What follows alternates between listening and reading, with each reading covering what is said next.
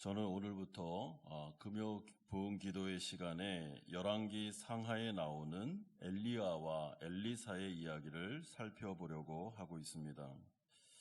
엘리야와 엘리사 선지자의 이야기는 열왕기라는 역사서의 정중앙에 위치할 뿐만 아니라 그 분량 면에서도 매우 길다는 점에서 분열왕국 시대의 역사적인 상징성을 갖는다고 말할 수 있습니다.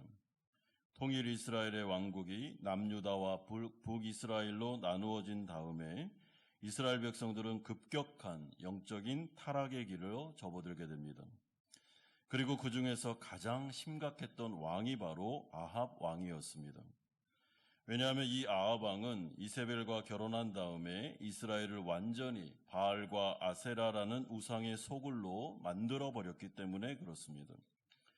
따라서 열왕기의 저자는 이 아합과 이세벨의 시대를 도저히 회복 불가능한 시대로 기록하면서 이러한 암흑기에 복음을 증거하면서 이스라엘 백성들을 우상에서 다시 여호와께로 인도하려고 고군분투하고 있는 엘리야와 엘리사 선지자의 이야기를 기록하고 있습니다.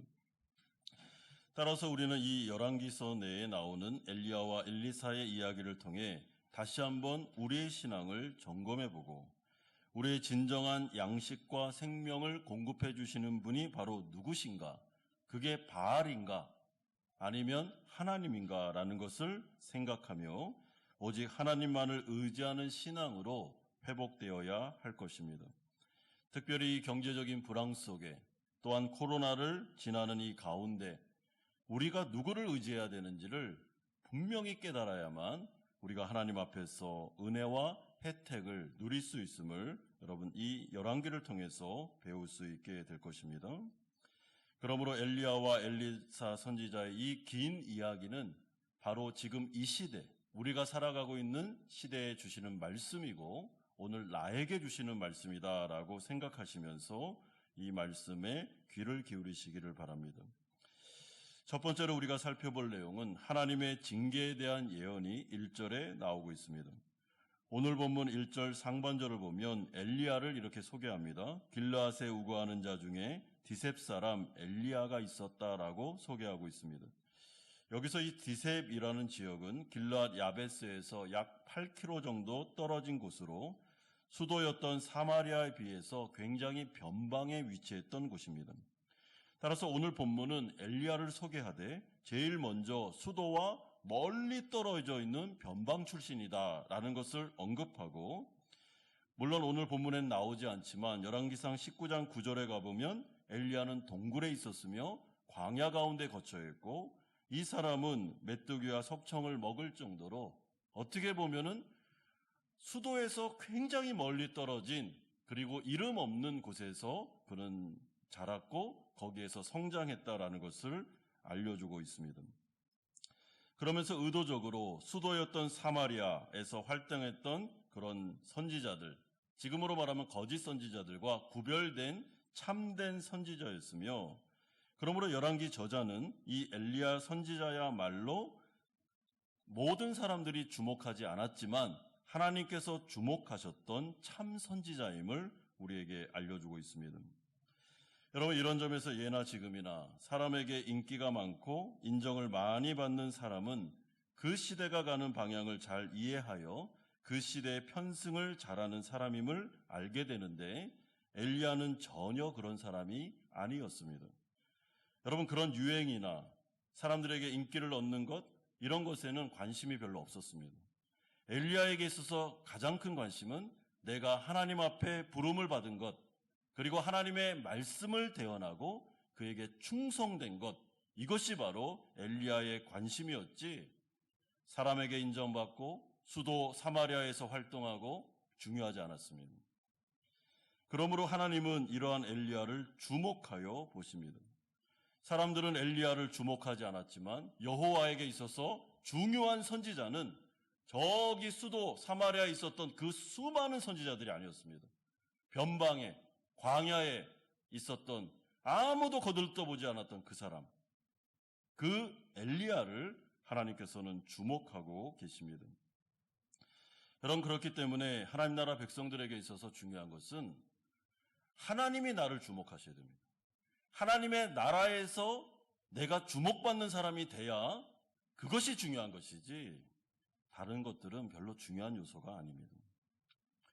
여러분, 이런 점에서 하나님은 엘리야를 통해 이제 때가 되어 아합 왕에게 경고의 메시지를 전달하고 있습니다. 1절 하반절에 보면 내가 섬기는 이스라엘의 하나님 여호와께서 살아계심을 두고 맹세하노니 내 말이 없으면 수년 동안 비도 이슬도 있지 아니하리라 라고 말씀합니다.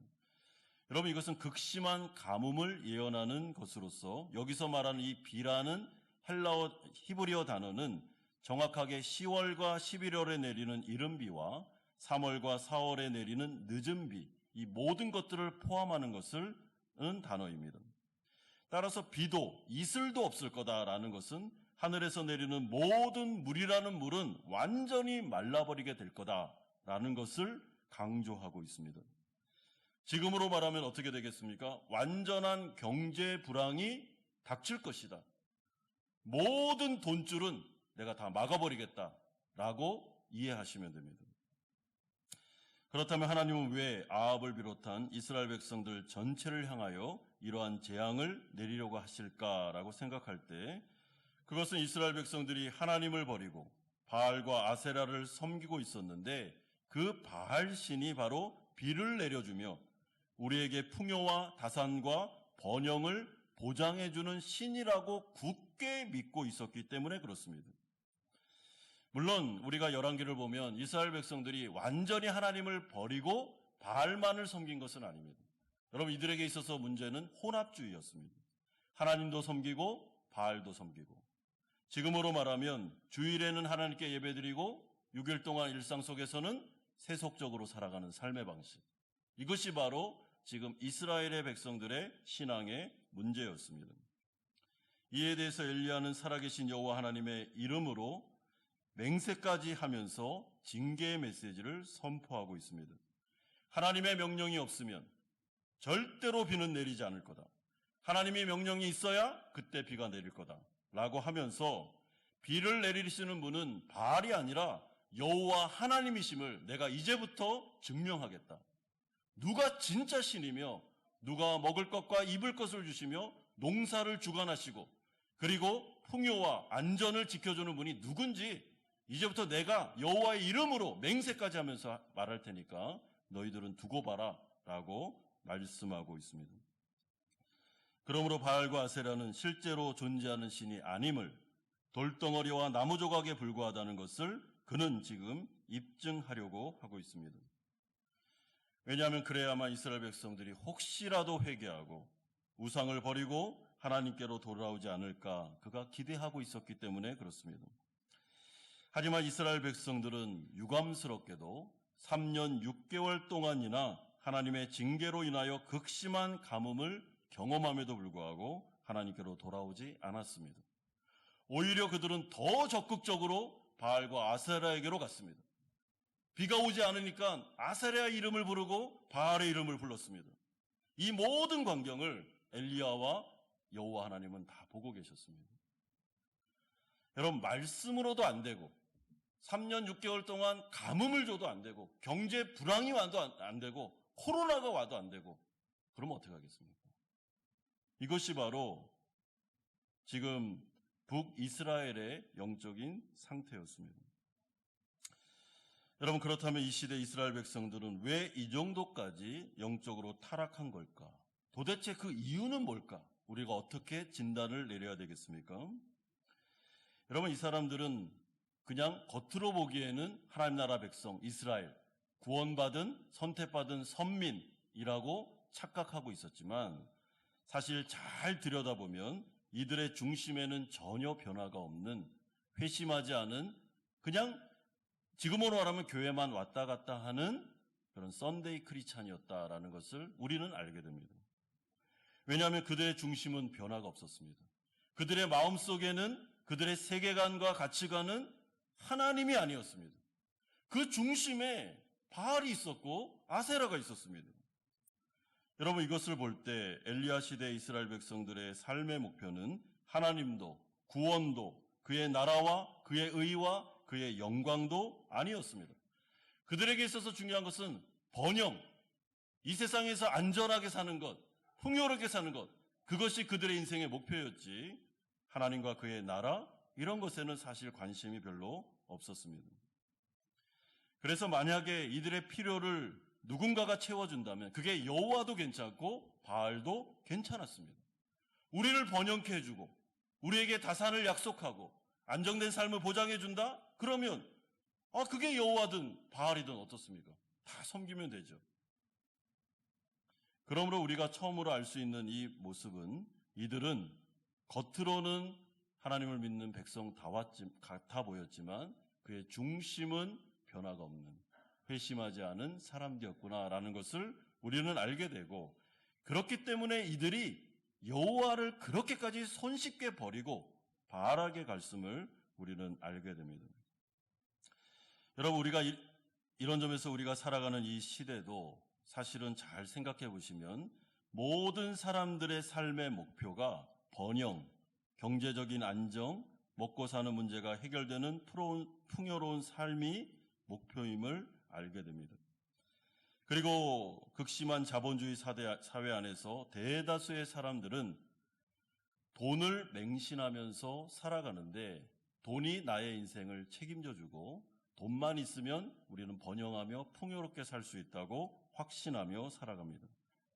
따라서 이 시대의 바알과 아세라는 정확히 돈을 맹신하는 마음과 숭배하는 마음이라고 적용할 수 있습니다.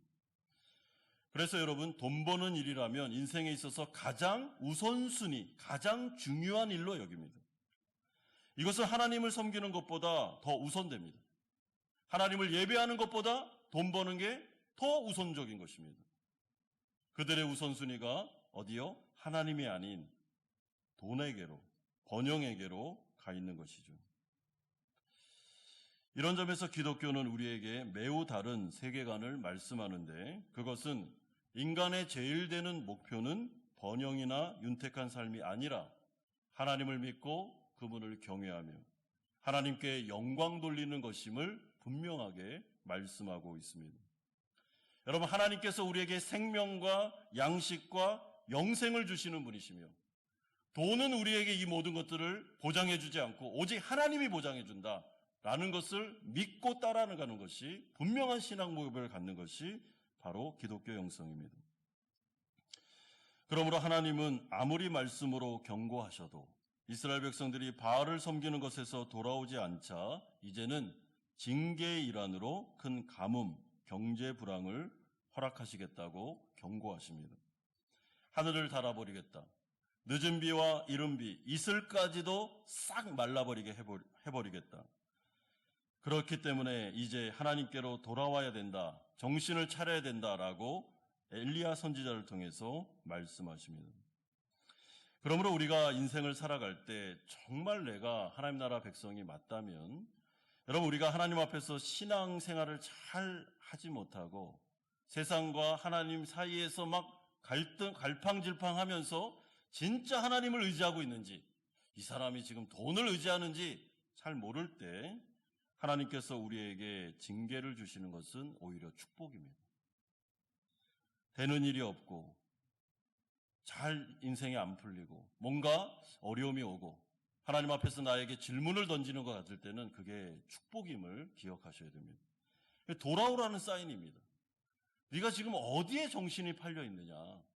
그 모든 풍요와 다산과 그리고 이 모든 것, 삶을 사는 이 모든 것과 영생, 모든 것이 하나님에게 있는데 왜 지금 번지수를 잘못 찾아서 바알에게 가 있느냐? 그러면 여러분, 하나님도 잃고 그리고 다른 모든 것도 잃는다라고 경고하실 때가 좋은 것입니다. 이런 점에서 만약에 내가 신앙생활을 잘 하지도 못하는데 우선순위가 완전히 뒤바뀌어 있음에도 불구하고 일이 잘 풀린다면 여러분, 그건 위험한 것입니다. 하나님께서 그냥 내버려둘 가능성이 있습니다. 그러므로 내가 사사건건 하나님께서 내 인생에 관여하시고 내가 하나님 앞에서 좀 신앙생활에 좀 잘 못하고 있을 때는 찾아오시고 그 문제에 대해서 꼭 집어서 말씀하신다면 그것은 아직 하나님의 은혜가 우리에게 있음을 여러분 생각하셔야 됩니다. 이런 점에서 이 엘리야 시대 때 이 북이스라엘, 어떻게 보면은 정말 이제는 아합의 시대, 이제는 불가능하다. 이들은 신앙으로 돌아올 수 없을 정도로 바알과 아세라로 완전히 넘어갔다라고 판단되는 시기 가운데서도 하나님은 이들을 포기하지 않으십니다. 엘리야를 보내십니다. 그리고 징계를 통해서까지 이들을 다시 신앙으로 돌아오게 하기 위해서 하나님은 열심을 내고 계시는 모습을 우리는 확인할 수 있습니다. 그러므로 하나님 나라 백성들은 이 세상을 살아가실 때 내가 정말 구원받은 백성이 맞으면 하나님은 사사건건 우리의 인생에 개입하십니다.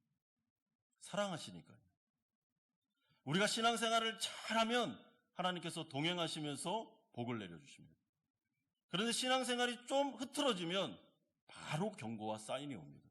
이게 하나님의 은혜요 축복인 것입니다. 그러면서 크게 두 번째로 이러한 가운데 하나님께서는 엘리야를 특별히 보호하시는 장면이 2절에서 4절까지에 나오고 있습니다. 여러분, 이 말을 들은 아합 왕이 회개하기는커녕 오히려 엘리야를 죽이려 하니까 하나님은 엘리야에게 2절과 3절을 통해 명령하십니다. 여호와의 말씀이 엘리야에게 임하여 이르시되 너는 여기서 떠나 동쪽으로 가서 요단 앞 그릿시내가에 숨고라고 말씀합니다. 여러분, 여기서 떠나라라는 이 단어는 가던 길에서 돌이키라라는 뜻입니다. 그리고 이 그릿시내가라고 말할 때 이 그릿이라는 이 히브리어는 단절과 분리를 의미하고 있습니다. 그러니까 이것을 좀 의역하여 제가 알기 쉽게 풀어서 설명을 드리면 이렇습니다. 하나님은 지금 엘리야를 향해서 너는 이제 내가 지시하는 아합과 분리된 바로 그 장소, 그릿시내가라는 세상과 완전히 분리되어 있는 안전한 장소, 내가 지정한 그곳으로 너는 가야 되는데 내가 거기에서 너를 특별히 보호해 주겠다라는 말씀으로 해석할 수 있습니다. 여러분, 그런데 그것이 바로 요단 동편이었습니다. 여러분, 요단 동편은 굉장히 역사적으로 신앙적으로 중요한 장소입니다. 왜냐하면 이스라엘 백성들이 출애굽한 다음에 광야 40년을 지날 때 하나님께서 하늘을 여시고 만나와 메추라기로 이스라엘을 먹이신 곳이 바로 요단 동편입니다. 그러므로 지금 하나님께서 이 엘리야에게 하고 싶은 말이 무엇인가 하면 이제부터 3년 6개월 동안 극심한 가뭄이 올 거다. 이스라엘 전체에. 그런데 너는 내가 특별하게 너를 먹일 거다. 그리고 너를 입힐 건데 너는 어디로 가야 되냐면 내가 지정한 바로 그 그릿시내가 요단 동편 거기에 가서 있으면 내가 거기서 만나와 메추라기로 너를 먹일 거니까 너는 빨리 그것을 안전한 곳을 피하라라고 말씀해주고 있습니다. 따라서 지금 정확하게 엘리야를 아합으로부터 분리시킨 다음에 은혜의 장소로 옮기시는 이 하나님께서 4절과 같이 그에게 약속하십니다. 그 시냇물을 마시라. 내가 까마귀들에게 명령하여 거기서 너를 먹이게 하리라. 여러분, 여기서 굉장히 오늘 본문에는 이 집약적인 상징적인 용어들이 많이 나오는데요. 까마귀는 이스라엘 백성들, 특별히 율법에서 부정한 짐승입니다. 그러니까 하나님은 지금 이 부정한 짐승으로 너를 먹여주겠다라고 말씀하시는 것은 비정상적인 상황 속에서 비정상적인 방법으로 내가 너를 먹이겠다는 뜻입니다. 여러분, 정상적인 상황이라면 선지자들은 누가 먹여야 됩니까? 이스라엘 백성들이 헌금을 통하여 선지자들을 먹여야 됩니다. 그런데 지금 완전히 비정상적인 상황이잖아요. 이스라엘 백성들이 바알과 아세라로 완전히 다 넘어가 버렸습니다. 그러니까 참된 선지자인 엘리야를 먹일 사람이 아무도 없어요. 그러니까 하나님께서 어떻게 하십니까? 비정상적인 방법, 부정한 까마귀를 통해서 내가 너를 먹이겠다라고 하시는 이 말씀은 나는 어떤 수단과 방법을 통해서도 너를 굶어 죽이지 않는다. 너의 생명은 반드시 내가 지키고 보호한다라는 것을 지금 아주 강조적으로 말씀하시는 내용입니다. 또한 까마귀들에게 명령했다라고 말할 때 이 명령했다라는 동사가 완료형입니다. 여러분, 그러니까 이렇게 해석할 수 있는 거죠. 엘리야야, 네가 그리시네가로 가기도 전에 이미 내가 어떻게 해요? 까마귀들에게 이미 명령을 다 해놨어. 엘리야가 이제 그리시네가 올 건데 내가 준비시켜놨어, 까마귀들을. 그들이 엘리야가 딱 도착하자마자 아침과 저녁에 정확한 때에 먹을 것, 고기와 어떻게 해요? 그 가운데 있는 음식들을 가져오라고 이미 명령해 놨으니까 걱정하지 말고 너는 그리시네가로 가라 라고 말씀하십니다. 여러분, 그러니까 이러한 모습을 보면서 하나님이 얼마나 당신의 백성들, 특별히 당신이 사랑하는 종들을 철저하게 그리고 섬세하게 자상하게 먹이고 입히시며 보호하고 지키시는지를 알게 됩니다. 여러분, 하나님 앞에서 충성된 엘리야를 향한 하나님의 사랑, 그의 보호하심과 배려하심과 인도하심과 인자하심은 완벽하다라는 것을 우리에게 말씀해 주고 있습니다. 이것이 바로 자신의 사랑하는 백성들을 인도하시는 하나님의 방식입니다. 여러분, 따라서 우리가 하나님 편에 서서 하나님의 나라와 그의 의를 위해 일을 할 때 우리는 우리의 양식과 생명과 힘과 능력과 먹고 사는 문제 등을 걱정할 필요가 전혀 없습니다. 왜냐하면 나보다 나의 사정을 더 잘 아시는 하나님께서 내게 필요한 모든 것을 이미 다 준비해 놓으셨기 때문에 그런 것입니다. 그것도 정말 섬세하게 이런 것까지도 준비시켜 주실 줄 몰랐다라고 감탄할 정도로 기대 이상으로 완벽하게 하나님은 자신의 백성들의 일상과 삶을 준비하시며 인도하십니다. 여러분, 물론 그렇다고 해서 넘치게 주시진 않습니다. 딱 살 만큼 주십니다. 그러나 그 부분에 있어서 부족함이 없습니다. 그리고 하나님은 지금도 동일하게 까마귀를 통하여 엘리야를 먹이셨던 것처럼 성도들에게 이 까마귀 체험을 경험케 하십니다. 여러분, 하나님께서 우리를 구원하실 때는 우리의 모든 것을 다 책임져 주시기로 약속한 것이 그 구원에 포함되어 있습니다. 그러므로 하나님의 구원이라는 선물 안에는 영적인 축복만 있는 게 아닙니다. 우리의 먹을 것과 우리의 입을 것과 우리의 일상들, 우리가 어디서 자야 되는지, 어떻게 살아야 되는지, 이 모든 것이 다 어떻게 해요? 구원이라는 그 선물 안에 다 들어있습니다. 이스라엘 백성들을 출애굽한 다음에 가나안 땅으로 데려갔을 때 이들이 어떻게 먹어야 되는지, 농사는 어떻게 지어야 되는지, 비가 언제 내려야 되는지 이 모든 것들을 하나님 다 알고 계셨고 준비하고 계셨습니다. 그리고 하나님께서 하나 요구하셨는데 네가 정말 하나님만 의지하면 분명한 이 체험을 하게 될 거라고 약속하셨습니다. 이스라엘 백성도 그걸 못 믿은 것입니다. 그래서 우상숭배를 했죠. 그러나 이 까마귀 체험을 통해서 하나님은 엘리야에게도 동일한 말씀하십니다. 엘리야야, 네가 만약에 나만을 의지하고 나의 명령에 따라 순종하며 걸어가면 네가 걱정하지 않아도 되는 것이 있는데 그것은 너의 먹고 사는 문제다. 이 문제는 내가 책임진다. 그러니까 아무리 시대가 어렵고 사람들이 다 배교하고 그래서 교회가 어려워지고 신경 쓰지 마라.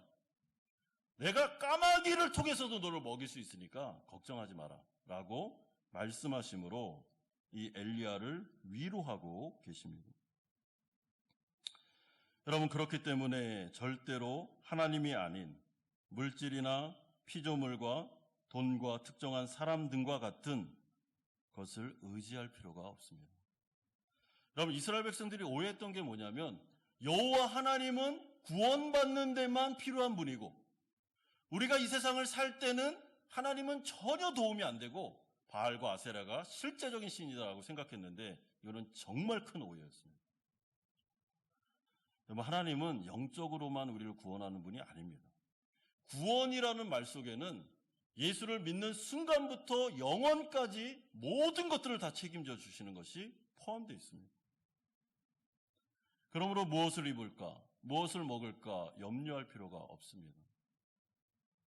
여러분, 세계 경제 불황이 왔습니다. 정상적인 상황 속으로는 정말 인생이 까마득하고 염려하지 않을 수가 없죠. 그런데 하나님 나라 백성들에게는 그때 뭐가 있습니까? 까마귀가 있습니다. 까마귀. 이 세상 사람들이 생각할 수 없는 그 방법, 까마귀가 날라와서 먹이를 물어다 주는 그런 기적적인 체험이 나타나게 되는데, 그럼 이것은 하나님께서 정상적인 때는 정상적인 방법으로, 비상시에는 비상한 방법으로 내가 내 백성들을 먹일 거니까 먹고 사는 문제는 걱정하지 마라. 하나님의 말씀에 있어서 충성되게 살아가면 된다라고 알려주고 계십니다. 그렇기 때문에 이러한 체험은 엘리야에게 있어서는 굉장한 위로였고, 사실은 어떻게 보면 그의 부르심에 대한 컨펌이었습니다. 내가 너를 알고 있어. 내가 너를 불렀어. 그리고 내가 너에게 사명을 주었단다. 그러니까 너는 이제 아합에게 가서 나의 말씀을 그대로 증거해라. 그럴 때 너의 목숨과 너의 생명과 모든 것 내가 책임져 줄 거니까 넌 두려워하지 말고 그에게 가라고 말씀하고 있습니다. 그러면서 세 번째로 이제 이 엘리야는 하나님의 말씀에 따라 순종함으로 말미암아 까마귀 체험을 실제로 하게 되는 모습이 5절에서 7절에 나옵니다. 여러분, 하나님의 말씀에 따라 부르심에 따라 그는 그리시네가라는 하나님이 지정하신 은혜 장소로 가게 됩니다. 5절에 보십시오. 그가 여호와의 말씀과 같이 하여 곧 가서 요단 앞 그리시네가에 머물매라고 말합니다. 이것은 하나님의 부르심에 따라 움직이고 순종하는 엘리야의 신앙을 여과 없이 보여주고 있습니다. 여러분, 엘리야가 왜 하나님 앞에 주목을 받았겠습니까? 이 사람이 왜 참선지자입니까? 이 사람은 하나님이 가라 하면 가고 서라 하면 설 줄 아는 사람입니다. 그러니까 하나님의 말씀에 순종할 수 있는 사람, 상황과 환경을 떠나서 그것을 초월하여 아무리 하나님이 저기 아골골짜기로 가라 그래도 갈 수 있는 그 사람, 이 사람이 바로 엘리야였습니다. 그래서 엘리야를 하나님이 주목하신 것입니다. 여러분, 아합에게 가라 이 말은 이 당시로 말을 따지면 그냥 가서 죽어라 이런 뜻과 같습니다.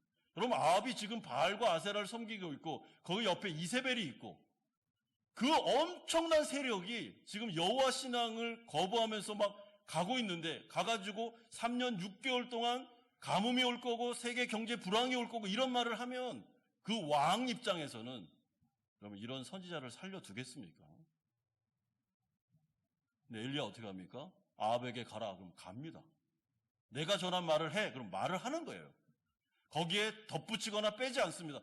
내가 주는 말을 그대로 너 목숨 걸고 할 수 있어? 할 수 있다는 것입니다. 이게 바로 엘리야의 신앙이었고, 그 엘리야의 신앙이 지금도 나타나고 있는데, 그리시네가로 가 그러면 가는 것입니다. 그냥 가라고 했으니까.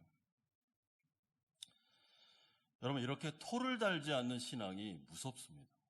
왜냐하면 그때 하나님의 기적을 체험하기 때문에 그렇습니다. 여러분, 그때 어떤 일이 벌어졌습니까? 6절에서 7절을 보십시오. 까마귀들이 아침에도 떡과 고기를, 저녁에도 떡과 고기를 가져왔고 그가 시냇물을 마셨으나 땅에 비가 내리지 아니하므로 얼마 후에 그 시내가 마르니라. 여러분, 6절에서 7절을 한마디로 요약하면 뭐냐면 하나님이 말씀하신 그대로 다 이루어졌다라고 정리할 수 있습니다. 하나님께서 말씀하신 대로 까마귀가 정확한 때에 아침과 저녁에 떡과 고기를 가져왔습니다. 마치 이스라엘 백성들이 광야 40년 동안 출애굽 1, 2세대가 만나와 메추기를 먹었던 것처럼 정확한 때에 말씀하신 일이 성취되었습니다. 그리고 하나님의 말씀대로 비가 내리지 않았습니다. 그래서 그리시네가가 마르고 있었습니다. 지금 엘리야가 이 체험을 하면서 그가 이전에도 믿음이 있었고 확신이 있었지만 이 까마귀 체험을 하면서 엘리야의 마음속에 더욱더 강한 확신이 오는 게 무엇인가 하면 하나님은 살아계시며 하나님의 말씀은 반드시 이루어지는구나 라는 것을 그는 아주 강하게 이 체험을 통해서 경험하고 있습니다. 그러니까 이 체험을 통해 지금 하나님은 두 가지를 하시는데, 엘리야를 보호해 주시는 정도가 아니라 지금 엘리야를 훈련시키는 것입니다. 엘리야를 더 강하게 만들고 있습니다. 여러분, 하나님의 선지자에게 있어서 가장 강한 훈련은 하나님의 말씀에 토를 달지 않고 온전하게 순종할 수 있는 믿음입니다. 그러면 그 사람 무서운 사람입니다. 자기 앞에 아합이 있든, 자기 앞에 거짓 선지자 7,000명이 있든 아무 상관이 없습니다. 그냥 하나님께서 말씀하시라면 말씀을 그대로 전하고, 거기에서 피해를 입으면 피해를 당하고, 하나님을 경외하는 자세로 말씀 선포를 할 수 있는 선지자. 여러분, 이 엘리야가 그냥 만들어진 게 아니라 광야에서 오랜 동안 훈련을 받았을 뿐만 아니라 이 그리시네가에 와서는 또 까마귀와 또 비가 내리지 않는 이 모습을 보면서, 그는 하나님의 말씀이 성취되는 걸 보면서 강한 용사로, 선지자로, 참된 선지자로 변화되고 있습니다. 여러분, 그렇기 때문에 하나님께서는 자신의 백성들 또한 자신의 사명자들을 친히 훈련시키십니다. 때가 되면 하나님께서 당신이 원하시는 곳으로 그 사람을 보냅니다. 여러분, 하나님 살아계시기 때문에, 그리고 하나님은 성도들과 또한 사명자들의 주인이시기 때문에 하나님은 이 모든 과정을 다 인도하십니다. 때가 되었을 때 정확한 때에 나에게 말씀이 옵니다. 가라.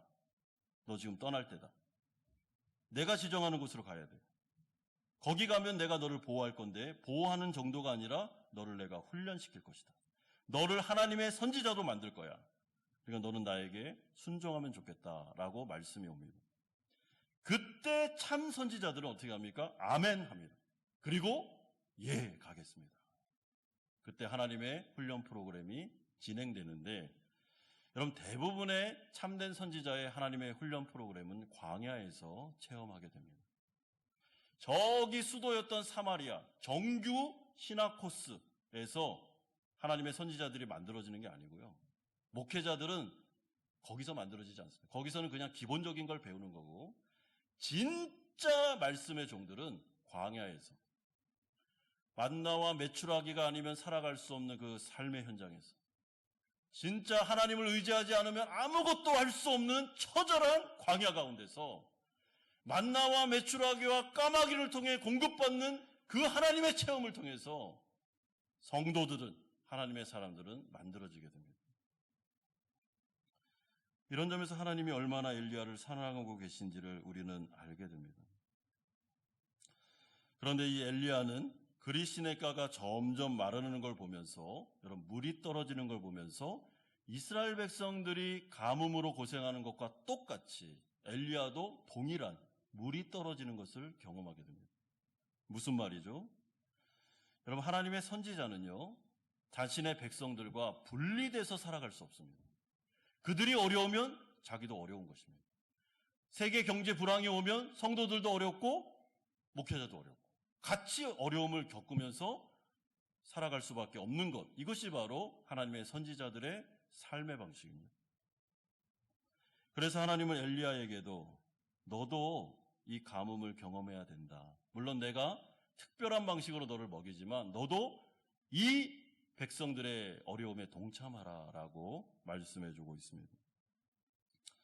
그러면서 까마귀 체험을 통해 하나님은 그의 마음을, 그의 믿음을 준비시켜주면서 내가 너를 사랑하고 있으며 너를 기뻐하고 있으며 내가 너를 선택하여 사명자로 삼았으며, 그러니까 너는 두려워할 필요가 없이 담대하게 계속해서 끊임없이 이 사역을 감당해도 좋다라고 그에게 여러 번 말씀으로 위로하고 계십니다.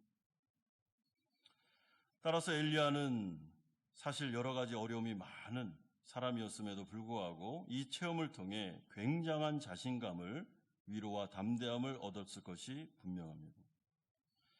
그렇기 때문에 하나님 나라 백성들이 이 세상을 살아가면서 여러분, 때로는 까마귀 체험을 할 때가 있습니다. 전혀 예상하지 않았는데 길이 열린다든지, 전혀 예상하지 않았는데 지금 먹고 사는 부분이 막막한데 갑자기 취직이 된다든지, 내가 살아야 될 거처가 준비된다든지, 아니면 어떤 사람이 와가지고 잘 알지도 못하는 사람인데 나를 위로해 준다든지 하는 까마귀들이 자꾸만 날라올 때가 있습니다. 왜 그렇게 하실까요? 하나님께서 그 까마귀를 통해서 우리에게 말씀하는 겁니다. 내가 너를 알고 있고 내가 너를 사랑하고 있으며 내가 너를 불렀고 내가 너와 동행하고 있으니까 너 두려워하지 말고 내가 가라하는 곳에 가서 하나님의 영광을 위해서 살면 된다. 이것을 피부로 느끼게 해주려고, 말씀도 주시지만은 피부로 경험하게 하시려고 까마귀를 계속 보내서 우리를 위로하시고 우리에게 자신감을 허락해 주십니다. 그렇기 때문에 이런 까마귀 체험이 많은 성도는 여러분 영적인 자산이 많은 사람입니다. 그리고 만약에 이런 체험이 있으면 두려워할 필요가 없습니다. 그때는 그냥 예수 믿고 그냥 나의 길을 가면 되는 것입니다. 제가 여기 우리 교회 오기 전에 호주에 한 1년 정도 살았는데요. 그때 다 설명을 드릴 수는 없지만 제 인생에 또 우리 가정에 어려움이 많았습니다. 미래도 진로도 그리고 경제적인 부분도 여러 가지로 어려움이 참 많았습니다. 호주에 1년 동안 살면서 광야 체험을 또다시 하게 되었습니다. 그런데 그 광야 체험 가운데 하나님께서 까마귀들을 많이 보내주셨습니다. 한 권사님을 통해서 까마귀 체험을 하게 하고, 또한 제가 사역했던 대구에 있었던 청년들을 통해서 까마귀 체험을 하게 하고, 또한 한국으로 딱 나왔는데 거처를 마련해 주시는 모습을 통해서 까마귀 체험을 하고, 하나님께서 굉장히 섬세하게 정말 우리가 예상하지 않았던 방식으로, 물론 풍요롭게 막 채워준 건 아닌데 아주 딱딱딱 조금씩 주셨는데, 그럼에도 불구하고 그런 까마귀 체험은 저에게 확신을 주었습니다. 두려워하지 마라. 내가 너와 함께하는 거야. 너의 인생은 내가 책임진다. 그러니까 너는 그 길을 가면 돼. 라는 음성이 들리는 것 같았습니다. 여러분, 그렇기 때문에 우리에게 주시는 이 체험들을 우리의 영적인 자산으로 잘 간직하시고 그럼 인생을 사셔야 됩니다. 그리고 이제부터 열왕기서가 엘리야와 엘리사의 이야기가 진행될 텐데, 이 열왕기서가 계속 해주는 말은 바알과 아세라가 우리의 인생을 책임져 주는 게 아니고 여호와 하나님의 인생을 책임져 주는 거니까 번지수를 잘못 찾지 말고 어디에게로 가라는 겁니까? 하나님에게로 가서. 여러분, 지금 세계 경제 불황 속에서 우리가 찾아야 될 분은 하나님이지 다른 게 아닙니다. 다른 데 가서 기도하고 호소해봤자 아무 의미가 없습니다. 하나님에게 가서 그분에게 부르짖고 그분에게 호소하고 그분이 생사와 복을 주관하고 우리의 모든 먹고 사는 문제 다 주관하는 분이기 때문에 그분에게 가야 번지수가 맞는 거지, 저기 영향력 있는 어떤 사람, 피조물 아니면 돈을 의지하거나 이러면 하나님 나라 백성들은 또 어려움을 겪게 됩니다. 그러므로 이러한 시기에 열왕기서가 우리에게 말씀하는 것처럼 어떻게 해요? 하나님께로. 오늘 이 밤에 어떻게 해요? 하나님께로 가서 우리의 영적인 구원뿐만 아니라 우리의 먹고 사는 문제와 이 모든 것까지도 다 책임져 주시는 그분 앞에 가서 하나님께 간구할 때 하나님께서 우리를 채우시고 입히시는 것들을 경험하게 될 것입니다. 이런 은혜가 우리 모든 성도님들에게 충만하게 임하기를 주 예수 그리스도의 이름으로 축원드립니다.